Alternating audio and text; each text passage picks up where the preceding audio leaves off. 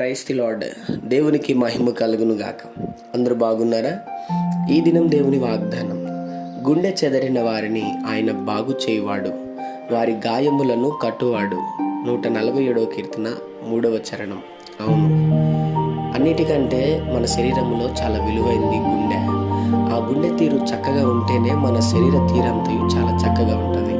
అవును, దేవుడు మన జీవితాల్లో కూడా ఏ విషయంలో మన గుండె చెదిరిపోయే విషయాలు, మనకి బాధ వేదన కలిగించే విషయాలు ఉన్నాయో వాటిని దినం ఆయన బాగు చేయబోతున్నాడు, తిరిగి వాటిని కట్టబోతున్నాడు. ఏ విషయాన్ని బట్టి అధైర్యపడదు, నా దేవుడు నిన్ను బాగు చేసి కట్టునుగాక. చిన్నమాట ప్రార్థన.